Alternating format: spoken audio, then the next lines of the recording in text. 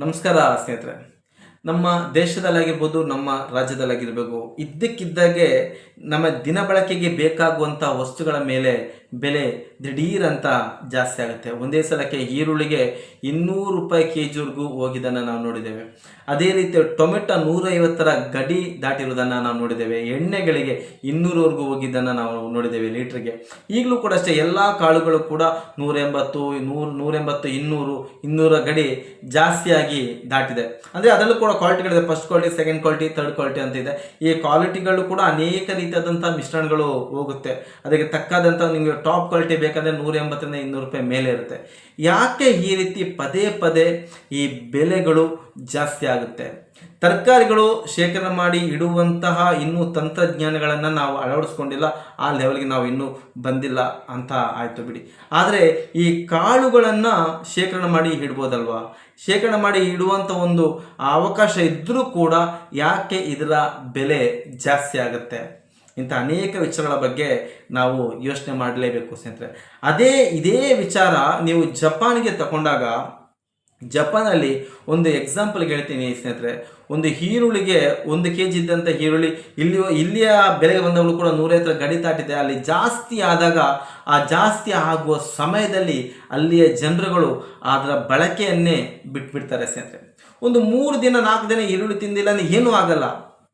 ಆ ಮೈಂಡ್ ಸೆಟ್ಗೆ ಬರ್ತಾರೆ. ಆ ಮೈಂಡ್ ಸೆಟ್ಗೆ ಬಂದಾಗ 3-4 ದಿನ 5 ದಿನ ಅದನ್ನು ಯಾರೂ ಕೂಡ ಖರೀದಿ ಮಾಡದೇ ಇದ್ದಾಗ ಆಟೋಮೆಟಿಕ್ ಆಗಿ ಅದರ ಬೆಲೆ ಕಡಿಮೆ ಆಗುತ್ತೆ ಸ್ನೇಹಿತರೆ. ಮತ್ತು ಇಲ್ಲಿ ಇನ್ನೊಂದು ವಿಚಾರ, ನಮಗೆ ಬೆಲೆ ಈ ತರಕಾರಿಗಳಾಗಿರ್ಬೋದು, ಈರುಳ್ಳಿ ಟೊಮೆಟೊಗಾಗಿರ್ಬೋದು, ಬೆಲೆ ಜಾಸ್ತಿ ಆಗ್ತಿದೆ ಅಂದರೆ ಆ ಜಾಸ್ತಿ ಆದಂಥ ಬೆಲೆ ಸಂಪೂರ್ಣವಾಗಿ ರೈತರು ಆ ಲಾಭವನ್ನು ಪಡಿತಿದ್ದಾರೆ ಅಂದಾಗ ಅದರಲ್ಲಿ ಯಾವುದೇ ಬೇಸರವನ್ನು ವ್ಯಕ್ತಪಡಿಸುವಂಥ ಅವಶ್ಯಕತೆ ಇಲ್ಲ ಸ್ನೇಹಿತರೆ.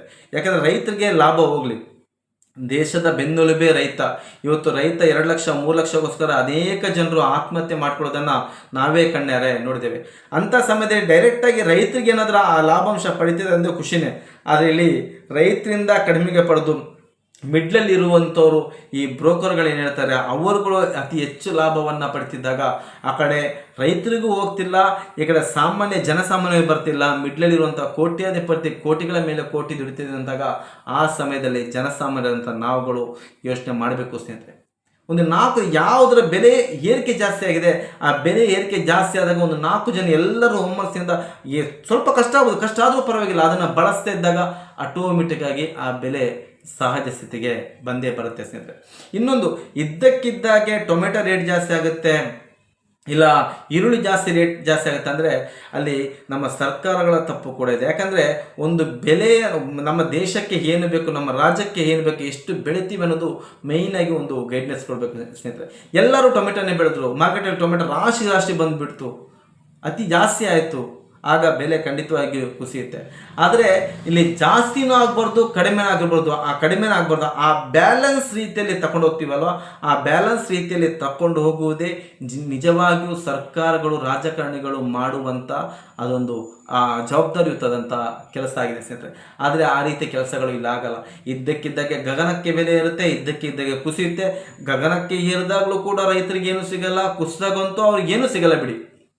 ಇಂಥ ಅನೇಕ ವಿಚಾರಗಳನ್ನು ನಾವೆಲ್ಲರೂ ಕೂಡ ಗಂಭೀರವಾಗಿ ಗಮನಿಸಿ, ಬೆಲೆಗಳು ಜಾಸ್ತಿ ಆದಾಗ ನಾವು ಅದನ್ನು ನಿಯಂತ್ರಣದಲ್ಲಿ ತರುವಂಥ ಒಂದು ಸಹಜ ಸ್ಥಿತಿಗೆ ಬರುವ ರೀತಿಯಲ್ಲಿ ನಾವುಗಳೇ ಸಹಕರಿಸಬೇಕು ಸ್ನೇಹಿತರೆ.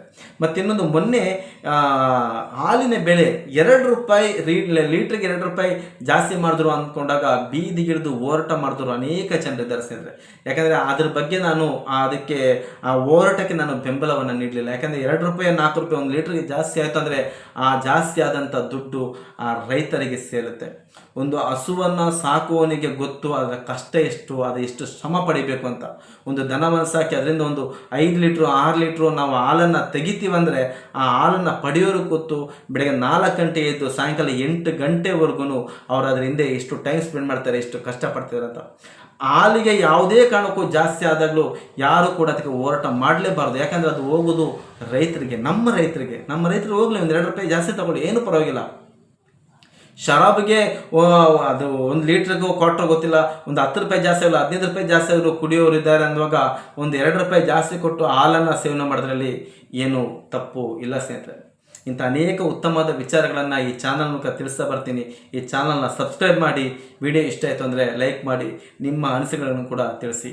ನಮಸ್ಕಾರ ಸ್ನೇಹಿತರೆ.